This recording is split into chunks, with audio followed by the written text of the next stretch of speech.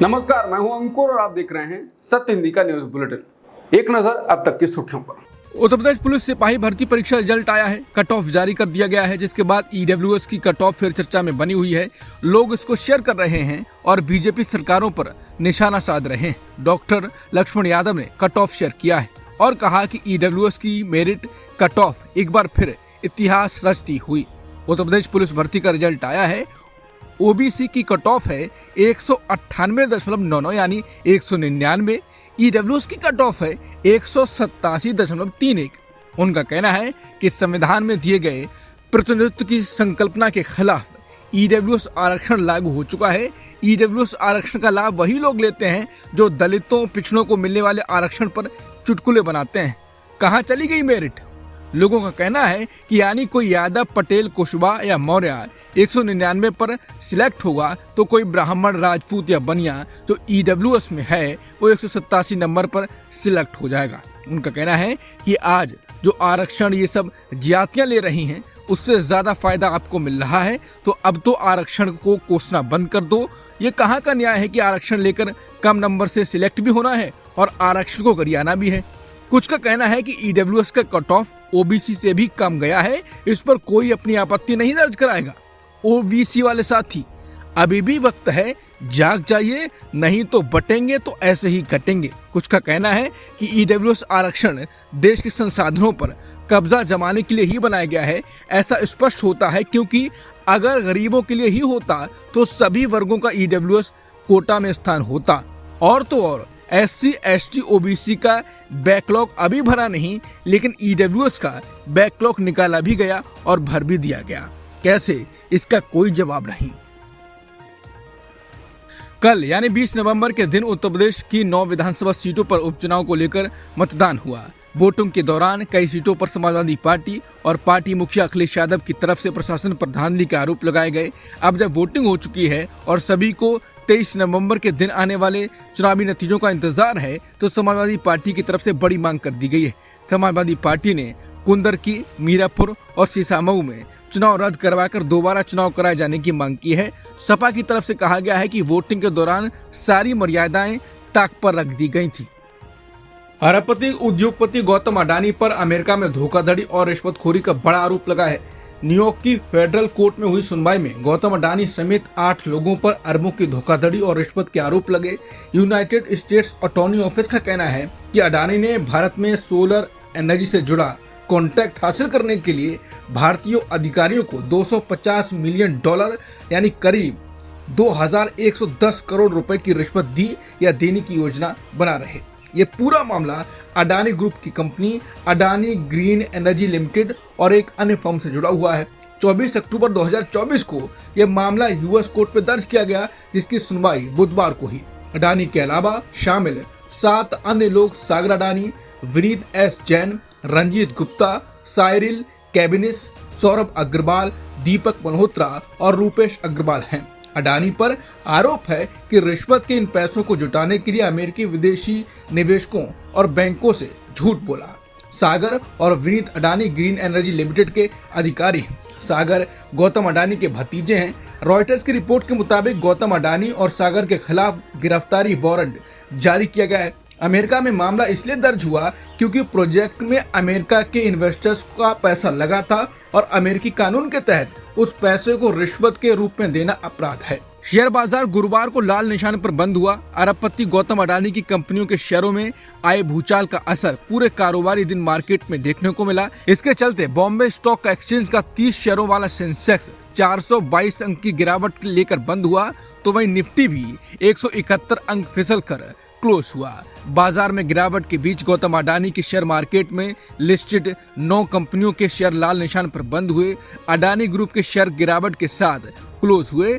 इसके साथ ही अडानी ग्रुप का मार्केट कैप एक झटके में करीब 2 लाख करोड़ रुपए से ज्यादा घट गया।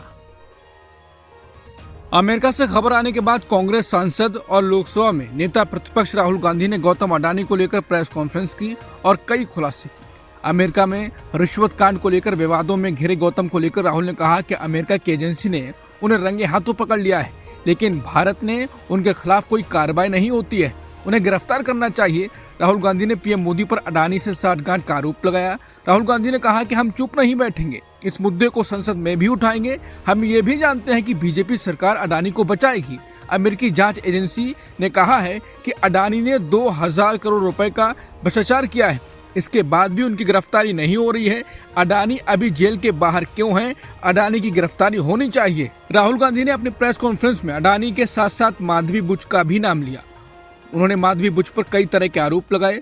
राहुल गांधी ने कहा कि माधवी बुच को पद से हटाना चाहिए, वो अडानी को बचा रही हैं। उन्होंने एक मामले की जांच सही से नहीं की, माधवी बुच की भी जांच होनी चाहिए। अडानी की कंपनी से उनके हित जुड़े हैं। राहुल गांधी ने कहा कि जब तक पीएम मोदी और गौतम अडानी एक हैं तो सेफ हैं। उन्होंने आगे कहा कि हम जानते हैं कि सरकार अडानी के खिलाफ कोई कार्रवाई नहीं करेगी, क्योंकि अडानी अंदर जाएंगे तो पीएम मोदी भी जाएंगे। बीजेपी की फंडिंग अडानी से जुड़ी है। राहुल गांधी जब अडानी के मुद्दे पर गंभीरता से बोल रहे थे, उसी वक्त एक रिपोर्टर अडानी के मुद्दे को छोड़कर हरियाणा पर विपक्ष के नेता को लेकर सवाल पूछने लगा, जिसके बाद सबकी हंसी छूट गई। राहुल भी हंसने लगे। राहुल ने फिर हंसते हुए कहा कि अडानी छोड़ो, हरियाणा लाओ। अडानी पर बात नहीं करके हरियाणा चुनाव का एनालिसिस करते हैं। राहुल गांधी ने कई ऐसी बातें कहीं और हंसते हुए कहीं। फिर राहुल वापस से अडानी के मुद्दे पर आए। राहुल ने कहा कि हिंदुस्तान के फ्यूचर को डाइवर्ट किया जा रहा है। ये जो नेक्सस है वो देश के लिए खतरनाक है, ये देश की सिक्योरिटी के लिए खतरनाक है, विकास के लिए खतरनाक है, बहुत नुकसान होगा। राहुल ने कहा कि अडानी को अरेस्ट किया जाए, उनकी जांच हो। राहुल गांधी ने कहा कि धीरे धीरे हम और लोगों को एक्सपोज करेंगे। बुच को तो कर दिया है, फिर भारत जानेगा कि किन लोगों ने भारत को हाईजैक कर रखा है। गौतम अडानी पर अमेरिका में आरोप तय किए जाने के बाद कांग्रेस नेता राहुल गांधी ने उन्हें गिरफ्तार किए जाने की मांग की और ये कहा कि गौतम अडानी को पीएम मोदी का संरक्षण मिला हुआ है। हालांकि बीजेपी ने अब इस पर जवाब दिया। बीजेपी प्रवक्ता समित पात्रा ने कहा कि चंद नाम और तरीका उनके पास है, उसी तरह से वो यानी राहुल गांधी लगातार प्रेस कॉन्फ्रेंस करते हैं और मोदी और बीजेपी पर आक्षेप लगाने की कोशिश करते हैं। समित पात्रा ने कहा कि राहुल गांधी ऐसे बोलते हैं जैसे कितना बड़ी बात कर रहे हों। 2019 में वो तो रफाल को लेकर इसी तरह से प्रकट हुए थे। कोविड के समय भी वैक्सीन को लेकर प्रेस कॉन्फ्रेंस करते थे। वो राहुल गांधी का यही तरीका है और भारत और इसे बचाने वालों पर हमला करने का। बीजेपी प्रवक्ता ने कहा कि एक कंपनी को लेकर अमेरिका में केस चल रहा है। हमारा साफ मानना है, जहां तक कंपनी और कंपनी से जुड़े केस का मामला है, कंपनी उस पर अपना पक्ष रखेगी और अपना बचाव खुद करेगी। समित पात्रा ने बयान दिया, ये पूरा मामला जुलाई 2021 से फरवरी 2022 तक का है। इस दौरान भारत के 4 राज्यों में ये मामला आया था। आरोपों के अनुसार छत्तीसगढ़, आंध्र प्रदेश, तमिलनाडु और ओडिशा का नाम इसमें सामने आता है। इनका नाम अमेरिका में भी सामने आता है। इन राज्यों में उस समय बीजेपी या उसके समर्थन वाली कोई भी सरकार नहीं थी। समित पात्रा बोले, राहुल गांधी ने बार बार कहा कि मोदी जी की क्रेडिबिलिटी खत्म हो गई है। राहुल जी, एक बात सुन लीजिए, मोदी जी की क्रेडिबिलिटी को समाप्त करने की कोशिश कोई आप पहली बार नहीं कर रहे हैं। अडानी ग्रुप ने अमेरिका में गौतम अडानी पर तय किए गए आरोपों को खारिज कर दिया है। अडानी ग्रुप की तरफ से जारी बयान में अमेरिकी आरोपों को आधारहीन बताया गया है। बयान में अडानी ग्रुप के प्रवक्ता ने कहा है कि अमेरिकी न्याय मंत्रालय और सिक्योरिटीज एंड एक्सचेंज कमीशन ने अडानी ग्रीन के निदेशकों पर जो आरोप लगाए हैं वो आधारहीन हैं और हम उसको खारिज करते हैं। इस बयान में कहा गया है कि अभियोग में लगाए गए आरोप जब तक साबित नहीं होते हैं तब तक उन्हें बेकसूर माना जाएगा। समूह ने मामले में सभी कानूनी विकल्प तलाशने की बात भी कही है। बता दें, बुधवार को न्यूयॉर्क के अटॉर्नी ने गौतम अडानी पर अमेरिका में धोखाधड़ी का अभियोग दर्ज किया है। उन पर अमेरिका में अपनी एक कंपनी को कॉन्ट्रैक्ट दिलवाने के लिए 25 करोड़ डॉलर की रिश्वत देने और इस मामले को छिपाने का आरोप लगाया गया है।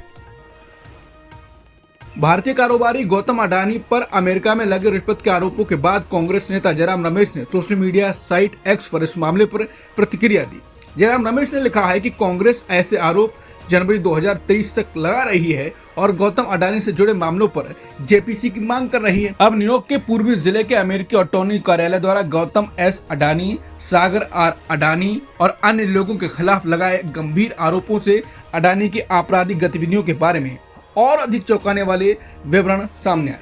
इससे कहा गया है कि उन्होंने 2020 और 2024 के बीच भारत सरकार के अधिकारियों को 250 मिलियन डॉलर यानी 2100 करोड़ रुपए से अधिक की रिश्वत दी। रिश्वत का भुगतान भारत सरकार के सोलर पावर प्लांट्स के प्रोजेक्ट का कॉन्ट्रैक्ट प्राप्त करने के लिए किया गया था, जिससे टैक्स के बाद $2 बिलियन यानी 16,800 करोड़ रुपए से अधिक मुनाफा होने का अनुमान था। इसमें आरोप लगाया गया है कि कई मौकों पर गौतम एस अडानी ने रिश्वत की स्कीम को आगे बढ़ाने के लिए व्यक्तिगत रूप से भारत सरकार के एक अधिकारी से मुलाकात की और इसका इलेक्ट्रॉनिक और सेलुलर फोन सबूत होने का दावा किया गया है। ये सब प्रधानमंत्री के स्पष्ट संरक्षण और कुछ नहीं होगा वाली सोच के साथ की गई धोखाधड़ी और अपराधों के एक लंबे रिकॉर्ड के अनुरूप है। तथ्य ये है कि अडानी की उचित जांच करने के लिए विदेशी अधिकार क्षेत्र का सहारा लिया गया। इससे पता चलता है कि कैसे भारतीय संस्थानों पर भाजपा ने कब्जा कर लिया है और कैसे लालची और सत्ता के भूखे नेताओं ने दशकों के संस्थागत विकास को बर्बाद कर दिया है। इस खुलासे के बाद सेबी की नाकामी भी एक बार फिर से सामने आती है, जो अडानी ग्रुप द्वारा प्रतिभूतियों और अन्य कानून के उल्लंघन की जांच कर रहा है और ग्रुप को उसके निवेश के स्रोत, शेयर कंपनियों आदि के लिए जिम्मेदार ठहराने में पूरी तरह से विफल रहा। जयराम रमेश ने कहा कि आगे का सही रास्ता यही है कि अडानी महाघोटाले में कानून के उल्लंघनों की जांच को पूरा करने के लिए एक नए विश्वसनीय सेबी प्रमुख को नियुक्त किया जाए और इसकी पूरी जांच के लिए तुरंत एक जेपीसी का गठन किया जाए। अडानी की खबर ने मोदी और अडानी की जोड़ी को फिर से चर्चा का विषय बना दिया है। विपक्ष तो हमला कर ही रहा है। इस बीच बीजेपी के नेता सुब्रमण्यम स्वामी ने भी अडानी की खबर को शेयर किया है और मोदी पर निशाना साधा।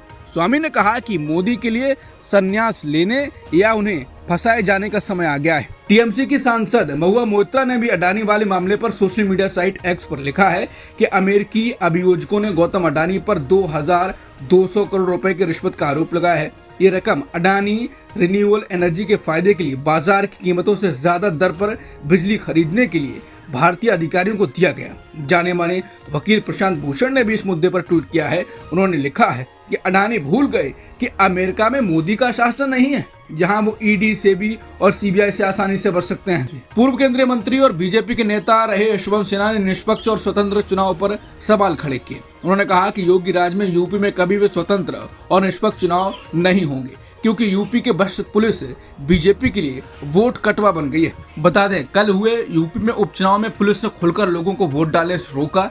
न्यूज रिपोर्टर के सामने भी पुलिस नहीं शर्माई और वही किया जो करना चाहिए था उसको। फिर क्या मुस्लिम महिलाएं और पुरुष वोट डालने के लिए जूझते रहे, लेकिन कभी पुलिस उनकी वोटर आईडी कार्ड देखकर कह दे कि उनके शक्ल मैच नहीं करती, कभी कुछ और कभी कुछ और। कई एग्जिट पोल में महाराष्ट्र में बीजेपी के नेतृत्व वाले महायुति गठबंधन को बढ़त मिलती दिखाई दे रही है। हालांकि कुछ में तो कहा गया है कि उसको अपने दम पर बहुमत भी मिल सकता है। एक एग्जिट पोल में एमवीओ को बहुमत मिलते दिखाया गया है, जबकि एक में इसको बढ़त मिलने की संभावना बताई गई। 7 एग्जिट पोल में से 5 में महायुति को बढ़त मिलते दिखाया गया है और 2 में एमवीओ को। हालांकि एग्जिट पोल पर भरोसा बहुत कम किया जा सकता है, क्योंकि ये अक्सर गलत साबित होते रहे। PMARQ महायुति गठबंधन को 137 से 157 सीटों के बीच बढ़ते मिलन का अनुमान दिखा रहा है। वहीं महाविकास आघाड़ी गठबंधन के पिछड़ने की संभावना है। इसके पूर्वानुमान के अनुसार उसे कुल 126 से 146 सीटें मिलेंगी। अन्य को 2 से 8 सीटें मिलने की संभावना है। इलेक्टोरल एज के एग्जिट पोल में एमवीओ को बहुमत मिलने की संभावना जताई गई है। इस सर्वे के अनुसार महायुति को 118 सीटें मिल सकती हैं, जबकि एमवीओ को 150 सीटें मिलने के आसार हैं। अन्य को 20 सीटें मिल सकती हैं। दैनिक भास्कर एग्जिट पोल ने महाराष्ट्र में एमवीओ को बढ़त मिलता दिखाया है। इसमें कहा गया है कि महायुति को 125 से 140 सीटें मिल सकती हैं, जबकि एमवीओ को यानी महाविकास आघाड़ी को 135 से 150 सीटें मिलने का अनुमान लगाया गया है। इसने अन्य को 20 से 25 सीटें दी हैं। पीपुल्स पल्स के एग्जिट पोल के अनुसार महायुति को 175 से 195 सीटें मिल सकती हैं। ये आंकड़ा बहुमत के 145 के आंकड़े के पार है। पीपुल्स पल्स एग्जिट पोल के अनुसार एमवीओ को 85 से 112 सीटें मिलने की संभावना है। अन्य को 7 से 12 सीटें मिल सकती हैं। ऐसे ही बाकी भी सर्वे हैं। झारखंड विधानसभा चुनाव के लिए आए एग्जिट पोल में एनडीए और इंडिया गठबंधन में कांटे की टक्कर दिख रही है। हालांकि एनडीए को इसमें थोड़ी बढ़त मिलती दिख रही है। 8 सर्वे में से 5 में एनडीए को बढ़त बनाए हुए दिख रहा है, तो 3 में इंडिया गठबंधन। वैसे हाल में एग्जिट पोल अक्सर गलत साबित हुए हैं। एक्सिस माई इंडिया के एग्जिट पोल के अनुसार एनडीए को 17 से 27 सीटें मिलने की संभावना है, जबकि इंडिया गठबंधन को 49 से 59 सीटें मिलने के अनुसार हैं। अन्य को 1 से 6 सीटें मिल सकती हैं। यदि इनका औसत निकाला जाए तो एनडीए को 25, इंडिया गठबंधन को 53 और अन्य को 3 सीटें मिलती दिखाई दे रही हैं। दैनिक भास्कर के एग्जिट पोल के अनुसार एनडीए को 37 से 40, इंडिया गठबंधन को 36 से 39 और अन्य को 0 से 2 सीटें मिलने के आसार हैं। मैट्राइज के एग्जिट पोल के अनुसार एनडीए को 42 से 47 सीटें मिल सकती हैं, जबकि इंडिया गठबंधन को 25 से 30 सीटें मिलने के अनुसार हैं उनके। अन्य को 1 से 4 सीटें मिल सकती हैं। ऐसे ही बाकी सर्वे हैं, कोई किसी को आगे कर रहा है, कोई किसी को पीछे। केंद्रीय माध्यमिक शिक्षा बोर्ड यानी सीबीएसई ने साल 2025 की 10वीं और 12वीं क्लास की परीक्षा की तारीखों की घोषणा कर दी है। इनकी शुरुआत 15 फरवरी से होगी। सीबीएसई की ये परीक्षाएं सुबह 10:30 बजे से शुरू होंगी। ऐसा पहली बार है जब छात्रों को 86 दिन यानी करीब 3 महीने पहले ही परीक्षा की तारीखों की जानकारी मिल गई है। अब तक की सुर्खियों में इतना ही। बाकी खबरों के लिए बने रहिए सत्यहिंदी.com के साथ।